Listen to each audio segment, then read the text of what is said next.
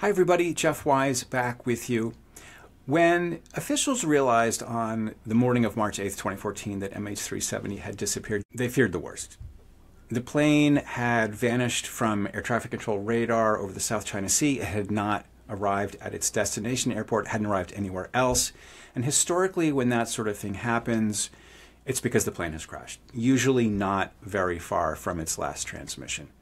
And so as day broke on that morning of March 8th, they sent out search and rescue assets. They sent out planes, ships, helicopters, with the goal of locating the crash site, recovering bodies, looking for the black box. They didn't expect anything good. But what happened was quite surprising. There was no wreckage. There was no sign of the plane anywhere near where the plane had last sent its final transmission, and that was puzzling. But then something even stranger happened, something that had never occurred in the history of aviation before. And that's what we're going to talk about today.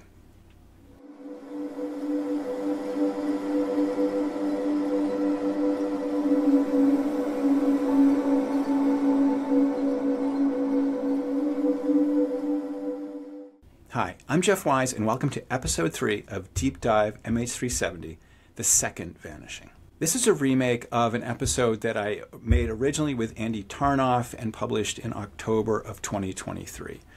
It was our third episode. We were still figuring out how to make a podcast. It was the first one that we did both as a video and as an audio podcast. The quality was not as good as we later figured out how to make it, but the material that we covered, I think, is important and interesting enough that I wanted to preserve it and repost it, basically modified, remastered, and somewhat edited. If you like these podcasts and you want to encourage me to make more, please, if you could do anything, hit the subscribe button. That really helps me out if you could do that. Okay, let's get right to it. Andy Tarnoff, take it away. We left off after day one, which was when MH370 took off from Kuala Lumpur and headed northeast, and then poof, it disappeared from air traffic control radar screens. And so we're gonna talk about what happened next. Maybe we'll jump around a little bit. Sure, that sounds great. We left off where it had disappeared off of secondary radar and primary radar at that point, but it turns out that it popped back up again. So as the story was unfolding, as the authorities were trying to figure out what happened, there were all these rumors flying around, and there were some rumors that maybe the plane had landed in Cambodia. And it was really hard. There's kind of the fog of war. They're trying to understand what had happened. And as the days went by, there was a new rumor that began to spread. Up until that time, all the authorities knew was, and that they had conveyed to the public, was that the plane had disappeared from air traffic control radars. And then there were rumors that something else was happening. The authorities weren't being totally on the up and up about. Do you remember how you started hearing about these rumors? Because before Malaysia came clean, there was chatter, right? Yeah, there were things filtering out. Reporters were saying that that sources had indicated that the Malaysian military had actually picked up this plane. When the plane disappeared from air traffic control radar, the assumption was that it had crashed. That was the most likely assumption given what had happened historically in the past in similar such incidences. This was now a stunning idea. The idea that no, actually it hadn't crashed at all, it had kept flying. But the Malaysian authorities, the military in particular, were denying this at first. So they initially had set up a search area in the South China Sea under the path where the plane had last been seen. Then they started dispatching ships and aircraft to search somewhere else entirely, other part of the country, on the western side of the Malayan Peninsula, what's called the Malacca Strait and the Andaman Sea, which is the bit of ocean in between Malaysia and India.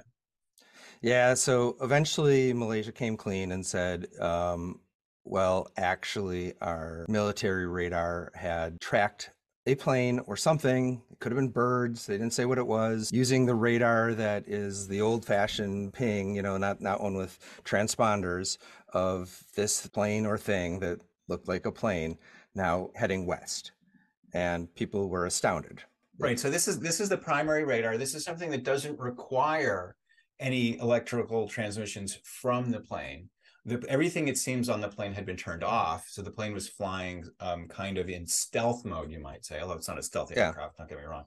But the plane had sort of turned off all of the things it usually uses to broadcast its location, and was flying dark, as it were, electronically dark.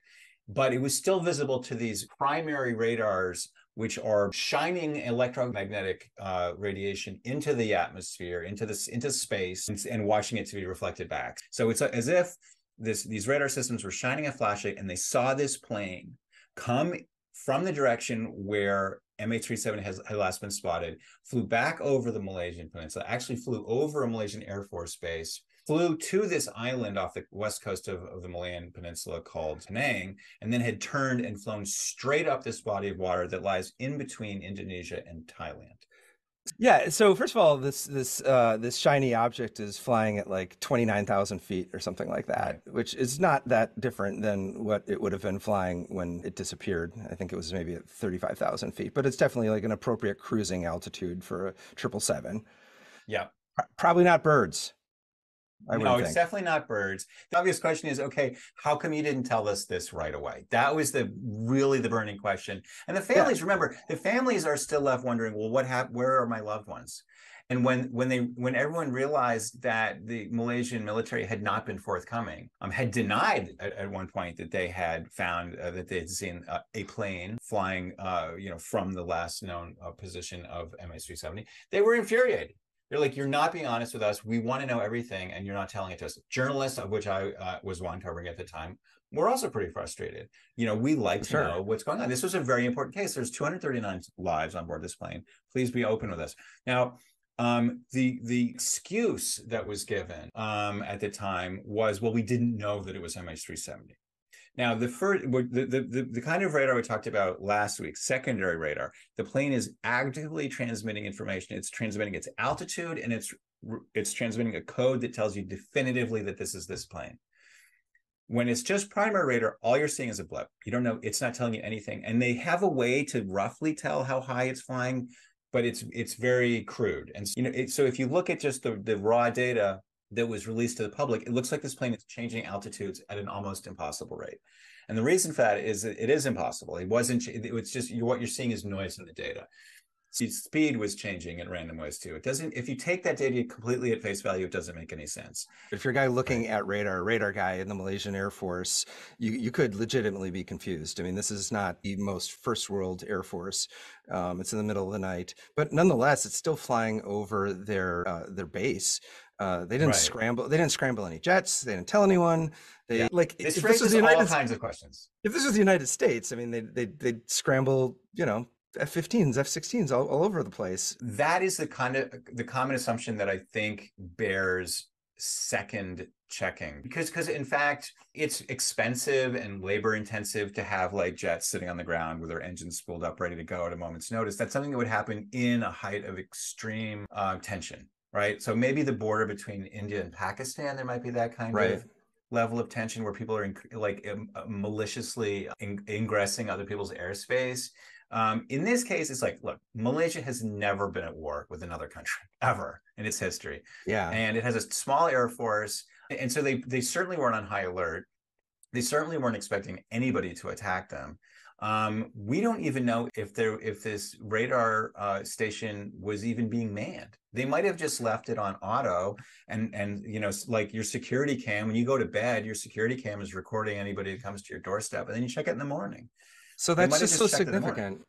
Yeah, what you're saying is that a country like Malaysia isn't on emergency standby at all moments because they don't have any active enemies. They don't have a huge budget.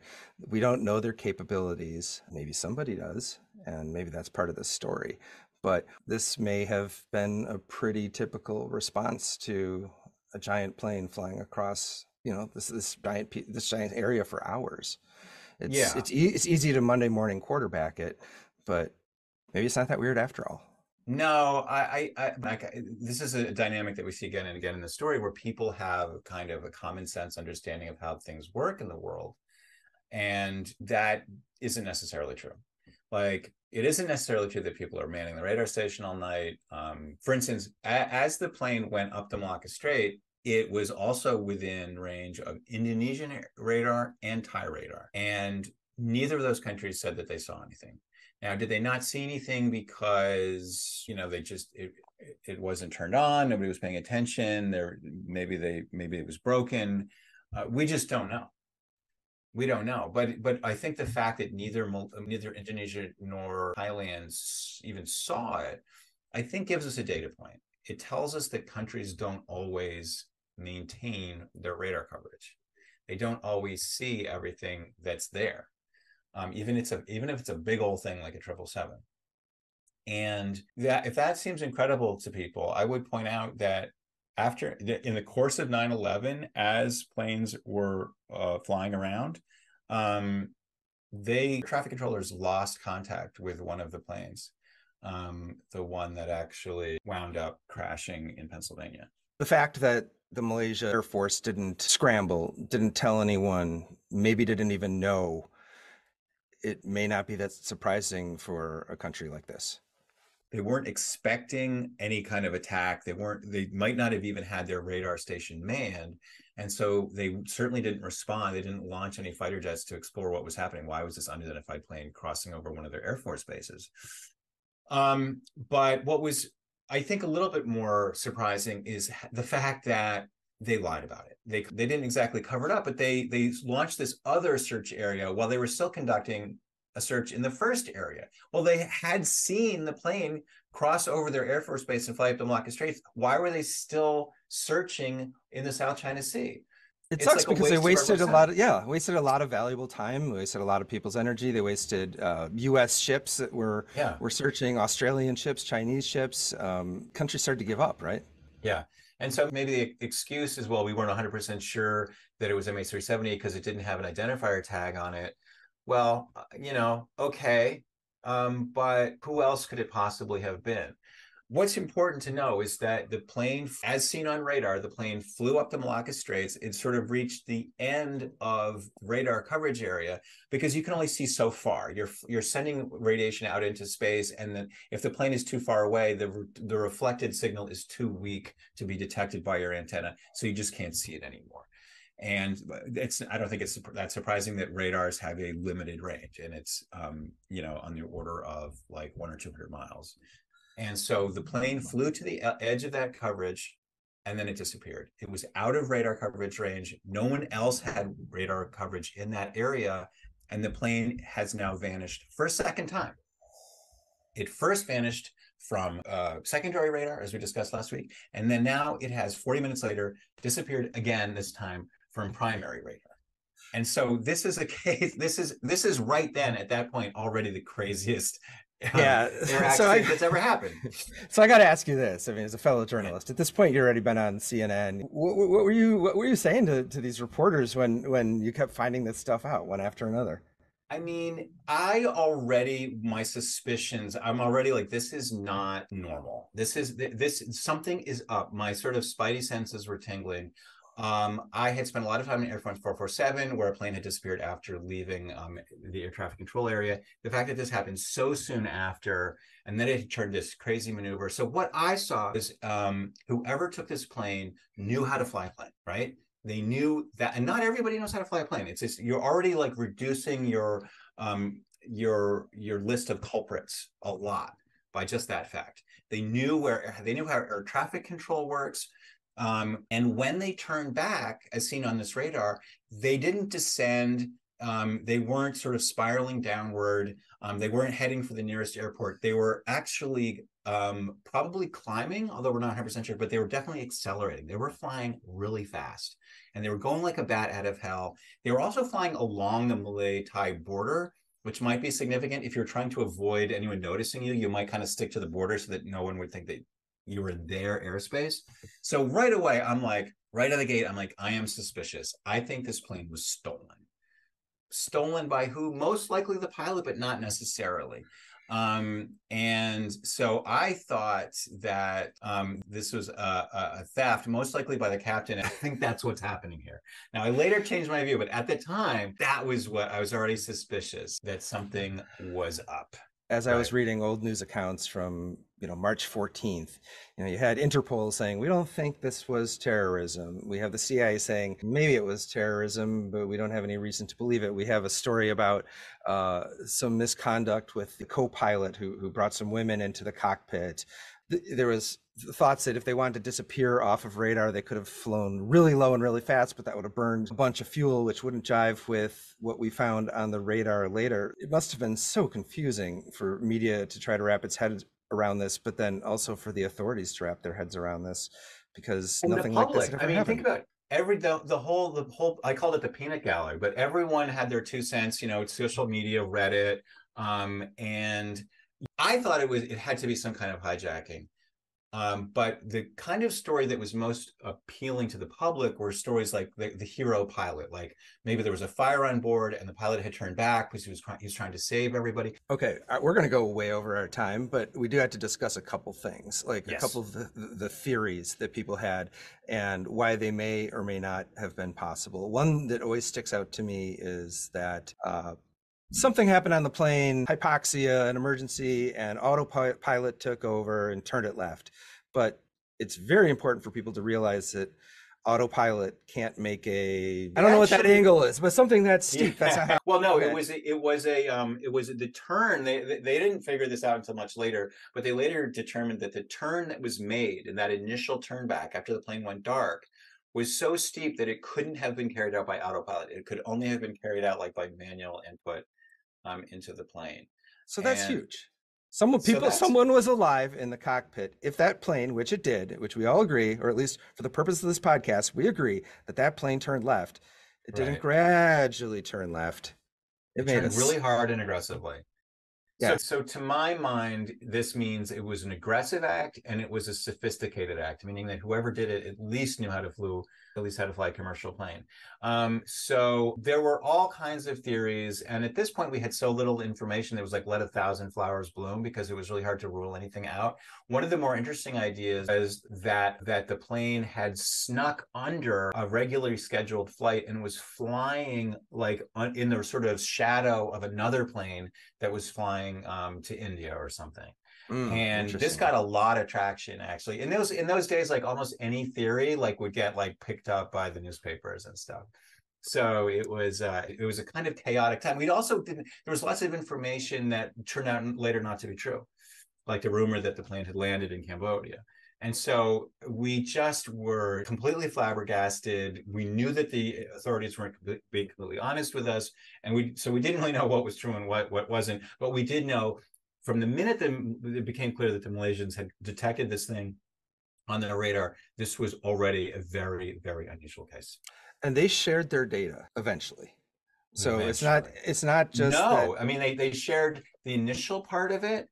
But the first 20 minutes, they've never shared the final 20 minutes. We know that there was one final radar ping at 1822 Universal Time, final ping, but we don't know anything about it. Like if it was a series of pings, it was a single ping, there's been kind of contradictory noises made about it. So even to this day, there's things that we could usefully know that could really, I think, help us narrow down the possibilities that for whatever reason, the Malaysians still aren't fully being frank about. We were talking about this offline earlier, and there's this old William Faulkner quote: "The past isn't dead; it isn't even past." This is very much alive. MH370 is not a historical artifact; it's a living mystery, and it still engages people, not always in the most helpful ways. Okay, so that brings up the most important thing. A very important plane has crashed in Russia, and it killed the head of the Wagner Group. Exactly 2 months after he tried to, or prepared to commit a coup d'etat against Vladimir Putin. Yeah. Mr. Prigozhin. I don't think at this point, I mean, everything is always wrapped in a level of mystery, but either he was shot down with a missile or it was blown up, with a bomb on board or something. But yeah, I mean, everyone knew that Prigozhin was going to get killed. And then his plane blows up. And I thought it was a little funny. The New York Times had a headline the effect of experts suspect that Putin killed Prigozhin or had ordered him killed. Oh, you think? It's probably the least surprising thing that I could have read. As soon as they said he was feared dead, I was like, well, of course he's dead. And of course Putin did it. Now, the reason this matters is Putin is a very creative assassin. He's killed a lot of people in a lot of really James Bondy sort of ways, whether it be through poisoning or brazen, shots to the head, Right. or in this case, shooting down a plane or something. It's not a surprise to anyone who's seen this Netflix documentary that eventually we are going to talk about the possibility that Putin and Russia were involved in MH370's disappearance, and the plane might have gone north instead of south. At the time, people thought that was crazy talk. In 2014, they were like, there's no way a world leader would go do something like this. But Right. if you look at it, and if it, as current as it is right now, Putin's been behind a bunch of assassinations, some more obvious than others, and at least two of them, maybe three, that have involved plane crashes.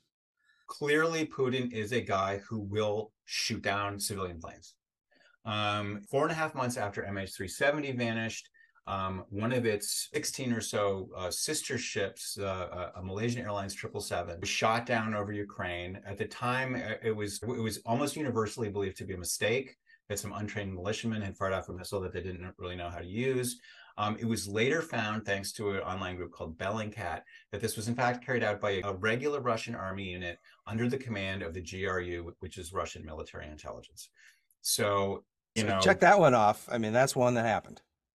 I mean, I wrote about this for New York Magazine. If people want to check that out, I'll put it in the show notes.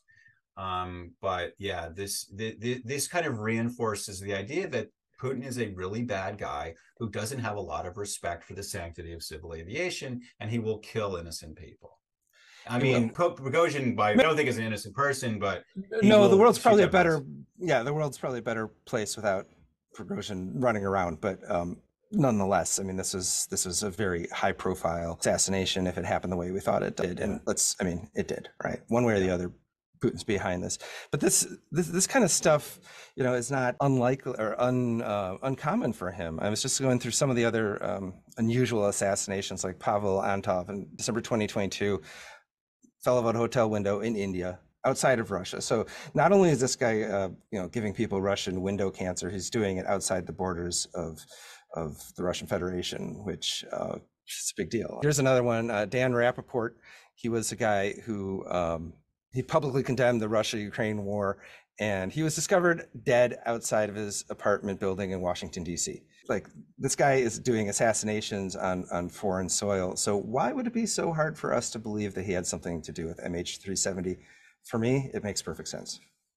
I think that, an important thing to recognize in this pattern is that sometimes they're very brutal and obvious, and sometimes they're subtle, and sometimes they're super subtle, like involving chemicals that were created specifically for this one assassination, and yet they still get found out. So, Putin is a KGB guy, and it's all about subterfuge, confusing your enemies, scaring people, creating a constant state of nervousness and uncertainty. And so being really confused is part of the game. Right. So we are confused. The intelligence community is confused. That's kind of his intention here. Yeah. And I feel like that's probably a good place to pause this thing. So that's where matters stood at the end of the first week. As far as we knew, the plane had gone dark, pulled a 180, flew up the Strait of Malacca, and disappeared again. What was going on?